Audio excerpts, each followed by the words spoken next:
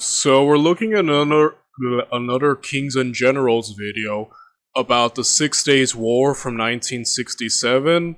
The link to this video is down below. Now, I actually have come across this war, so I'm not really all that ignorant of it.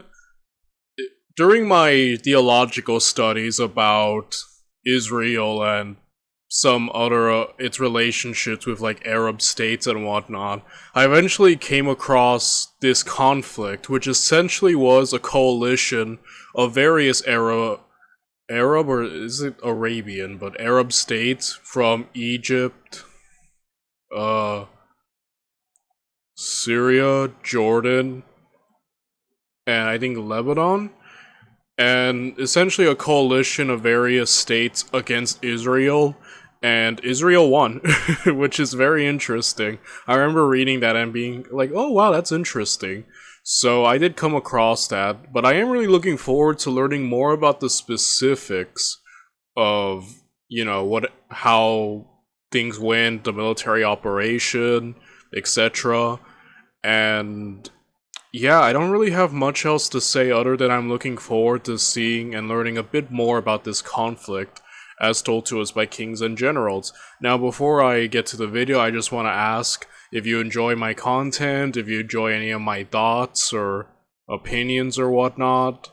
I would like to ask, please feel free to like, comment, subscribe, and help really support my very small but humble channel.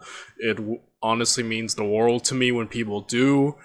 And yeah, I don't really have much else to say other than, without any further ado, let's get to it, shall we? The 6 Days War by Kings and Generals.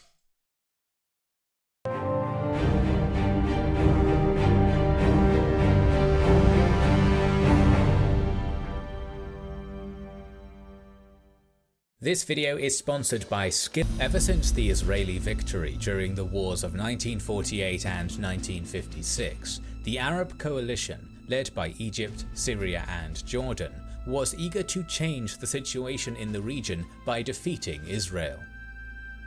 Both sides understood that the conflict was far from over and were preparing for the next stage of confrontation.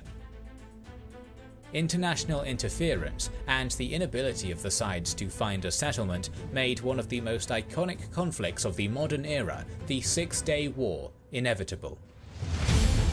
On May 13, 1967, the Soviet Union falsely informed Egypt about the concentration of 11 to 13 brigades of the Israeli Defense Forces with an intent to strike Syria. In response, Egypt started concentrating forces along the border with Israel in Sinai, and on May 16th demanded that the UN peacekeeping forces leave the peninsula. At the same time, Israel refused the request of the UN to deploy the UNEF on their side of the border. In the next few days, Egypt, Israel, Jordan and Sudan started mobilization of their forces, Iraq sent expeditionary forces to Jordan, and Saudi Arabia expressed its willingness to participate in military actions. But the turning point, which made the full-scale confrontation inevitable, was the decision of Egypt to block Israeli ships from entering the Straits of Tiran on May 22nd and 23rd. Let's start it. On June 1st, Israel established a national unity government, which on June 4th decided to go to war. The Arab coalition of Egypt, Jordan and Syria had an advantage over Israel in deployed troops, with 240,000 against 100,000, in tanks with 2,504 against 800, and in aircraft with 957 against 300. Okay, those are, yeah, definitely in terms of like machinery with the aircrafts and the tanks, certainly a huge advantage, especially in manpower as well, which makes sense considering that they're a coalition of various states kind of working together against one, so that makes a lot of sense as to the advantage, and yet they were still defeated. The more I learn about the Israeli army, the more I see just how powerful they actually are, and they can whop quite the punch. Israel planned to strike on June 5th with Operation Focus, which aimed to destroy the Egyptian Air Force. Israeli media published false reports claiming Israeli soldiers were on vacation, while their pilots were carrying out training sorties as usual. Their intelligence that's pretty cunning there. helped make this training as realistic as possible. They also damaged the tracking antenna of the US Embassy to prevent the Americans finding out about the operation before the strike took place. The Israeli pilots were informed about the start of the operation only 5 hours in advance. At the same time, the Egyptian air defense system was effectively off on June 5th. Nearly 200 Israeli aircraft attacked 14 Egyptian airfields and caught them absolutely off guard. My goodness, that whole cunning plan, and like, dang man, they caught everyone by surprise there.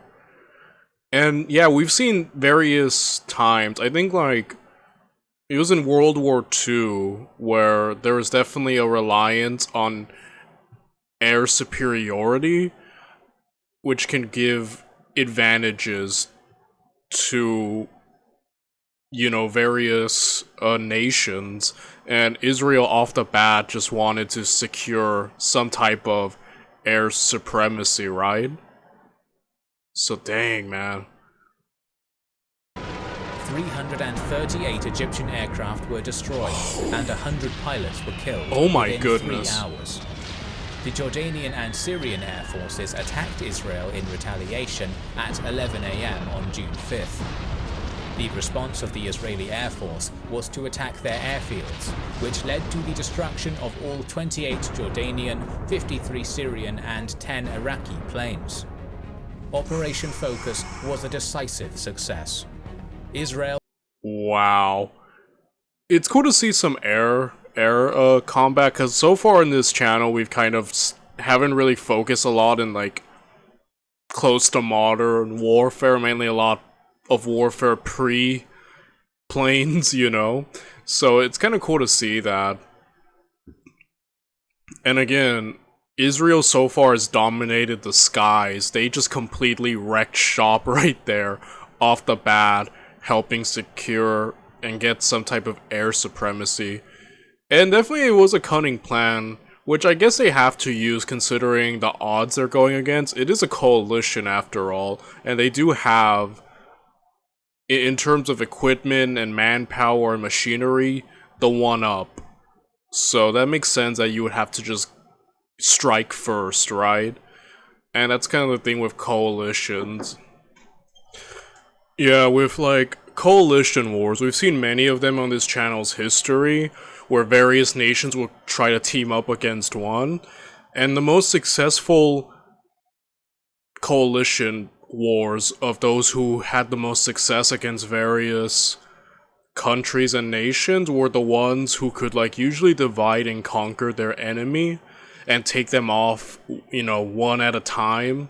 Though I know this is like more modern, you know, with war, and again, we're in territory that I'm more ignorant of because we cover a lot of like warfare pre, you know, guns and whatnot. So again, this is definitely uncharted territory, and as war ever grows, especially like post the world wars, just war became so big as an operation and more complex, so obviously things are going to be much different. Though I will say one thing that Israel certainly has taken is the initiative, and I always have to point this out. They who take the initiative usually always win, and Israel took it right here. They were like, alright, let's strike first, let's get some, you know, superiority in the air, and obviously with air superiority, things become a lot easier. So, again, a great move off the bat from Israel right there. Lost only 19 planes in this operation. Dang. And guaranteed its total air dominance for the rest of the war. The ground war was taking place on 3 fronts: the Sinai Front, the Jordanian Front, and the Syrian Front. On the Sinai Front, The Egyptian forces consisted of 7 divisions, 4 armoured, 2 infantry, and 1 mechanized infantry.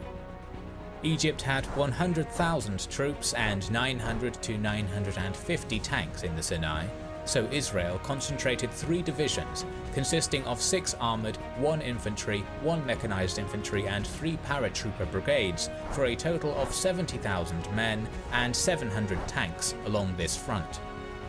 Israel's plan was to catch the Egyptians off guard by attacking simultaneously with airstrikes, and attacking through the northern and central routes in the Sinai Peninsula instead of the central and southern routes used during the Sinai War. On the 5th of June at 7:50 am, the northernmost Israeli division, consisting of 3 brigades and commanded by Major General Israel Tal, started its advance towards Arish through Gaza with an aim to encircle Khan Yunis, while the paratroopers were ordered to take Rafah. Initially, the Egyptians offered little resistance, since their intelligence concluded that this was a diversion rather than a main attack. However, soon resistance against the 60th Armoured Brigade ramped up. This did not stop the Israeli forces from reaching the Khan Yunis railway junction in 4 hours.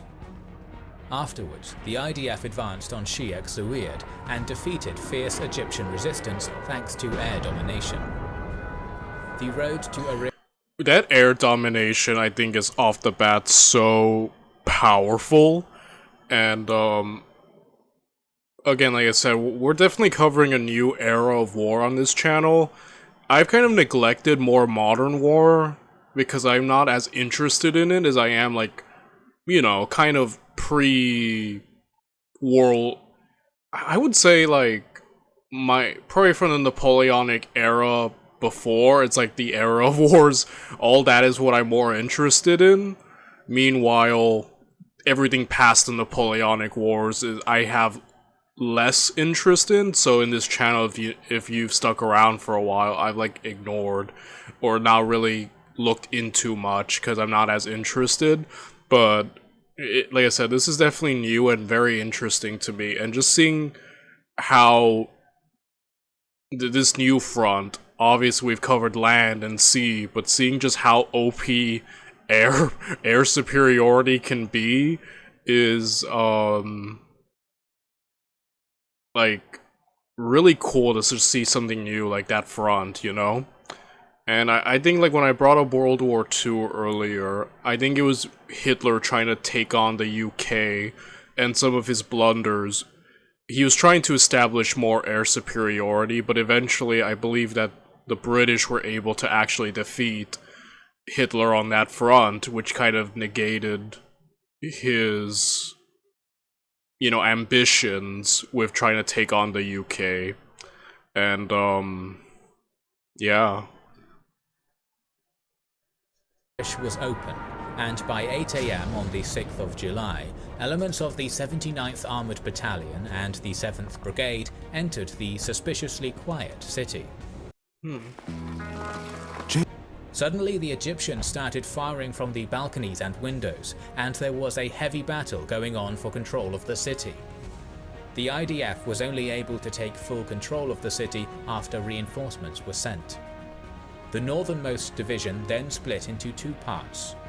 One of them continued the advance on the Suez Canal, while the second group turned south and captured Bir Lafan and Jabal Libni.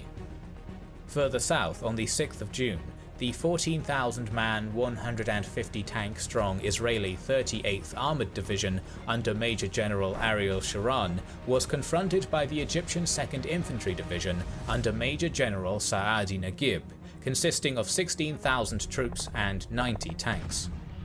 Israel successfully advanced towards Abu Agela. The paratroopers landed behind Egyptian positions and sowed enough confusion to weaken the artillery of the Egyptian defense, which opened... Yeah, that's another advantage I was thinking with, like, paratroopers, essentially, especially with, like, their air domination, just land troops in areas, like, behind here, essentially kind of like a flank, but without the land movement, you know? Way for the IDF to capture Katef. It was followed by a fierce close tank battle, which ended in an Israeli victory, with 40 Egyptian and 19 Israeli tanks destroyed. Wow. The Egyptian forces in Sinai were still largely intact, but their field marshal, Abd el-Hakim Amr, panicked and ordered the retreat of all units from Sinai after hearing about the fall of Abu Aghaila. This order did not elaborate on the sequence and manner of the retreat, which only decreased the defensive capabilities of the Egyptian troops. During the following days, the IDF... Yeah, I do notice that there does seem to be some communication issues among the coalition forces, especially around here, right? With some of their calls and intelligence kind of showing to be a little flawed. That seems to be another factor working against the coalition forces. Continued its advance westward and inflicted heavy losses on the Egyptians. Despite episodic heavy resistance by the Egyptians, as in Bin Gefgafa, the napalm bombing by Israeli aviation and the uncontrolled retreat weakened the morale of the Egyptian troops. Instead of catching retreating Egyptians, the IDF decided to capture 3 passes from Sinai to the Egyptian mainland and face the Egyptian troops there. Although the IDF was not able to stop all the Egyptian troops from crossing, these passes became a killing ground, with 10,000 Egyptians being killed in one day alone. Oh, snap. The capture of Sinai was completed by the fall of Sharm el-Sheikh on June 7th and Ras Sudah on June 8th. On June 9th, the UN Security Council achieved armistice between both sides. Israel wanted to avoid confrontation with Jordan and Syria before defeating Egypt, but the offers of neutrality to Jordan were rejected, as the Egyptian President Nasser persuaded King Hussein of Jordan that Egypt had an advantage against Israel. On the morning of the 5th of June, both sides started to fire, but Israel attempted a last-gasp attempt to avoid confrontation with Jordan by passing its message requesting peace through the UN representative, Bull. King Hussein countered that it was too late, and the Jordanian Air Force was already on the way. Jordanian and Iraqi aviation started shelling Israeli-controlled West Jerusalem, which caused 16 military and 20 civilian casualties, with 900 buildings damaged. Israel responded with its own air attack within Operation Focus, which damaged the military aviation infrastructure of Jordan and secured Israeli air dominance. East Jerusalem... That air dominance, man. It's really coming in clutch, isn't it? I'm noticing. And, I have to quickly comment about the previous, Egyptian front. That was complete domination. Like, off the bat, crippled their air superiority. Second, just completely, like, again, like, Israel dominated Egypt right there. It's gonna be interesting to see the other fronts now, and if it goes as smoothly. But dang, man. was controlled. And again, it kind of is the divide and conquer, right? They took on Egypt mainly first, and now they're gonna have to take on the others so far. By Jordan at the time, and the Jordanian army took position in the UN residency, the government house, to fire on the Israeli sector. The Jerusalem Brigade's Reserve Battalion 161 of Israel took the government house despite heavy losses and forced the Jordanians to retreat to Bethlehem. Later on that day, Israel encircled eastern Jerusalem with the Jerusalem Brigade from the south and the mechanized Harel Brigade and 55th Paratroopers Brigade from the north. A fierce battle took place for Ammunition Hill. Jordanian resistance was so strong that the IDF lost all but 2 of their attacking officers and achieved the goal only after 4 hours. The 55th Paratroopers Brigade afterwards drove eastwards, reaching Mount Scopus and defeating the other Jordanian positions around the American colony. Towards the evening of June 5th, the mechanized Harel Brigade succeeded in taking Latrun and Ramallah. Also, the 163rd Infantry Battalion secured Abu Tor and cut the old city from Bethlehem and Hebron. On June 7th, the Israeli Minister of Defense, Moshe Dayan, ordered the IDF to enter the old city, despite reservations and concerns by the Israeli government. The fighting was conducted solely by the paratroopers, out of fear of destruction of holy sites. The IDF took control of the old city with little resistance. Judea, Hebron, Bethlehem, and Nablus were also captured by the IDF on June 7th. Remnants of the Jordanian army fell back into Jordan. Israel was victorious on this front as well. Oh my goodness, this is amazing. Like, they are like doing incredibly well. Like I said, they're showing a lot of the, I call them the traits that make one successful against a coalition war. I already told you guys earlier about the whole divide and conquer and how we've seen other great, nations defeat coalitions, and Israel is like really showcasing that incredibly well. And man, just like winning off the bat, it's insane.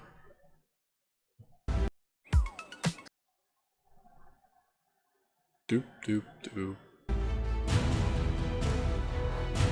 Syria also believed Nasser about Egypt's early success in the conflict, and sent its And again, like I said, with the communication among the coalition, like the intelligence has also, I noticed, been like a problem, and obviously we saw how Egypt actually was being beaten, but everyone's going off the assumption of what that Egypt has succeeded.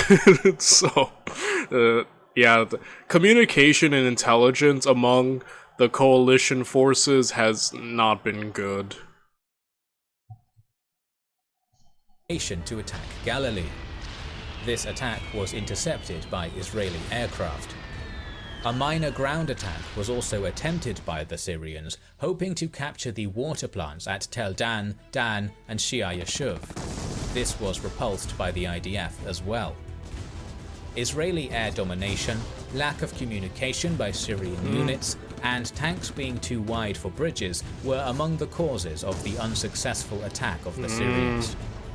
This caused them to abandon any attempts to make ground offensives on Israel, and airstrikes were chosen as their method instead.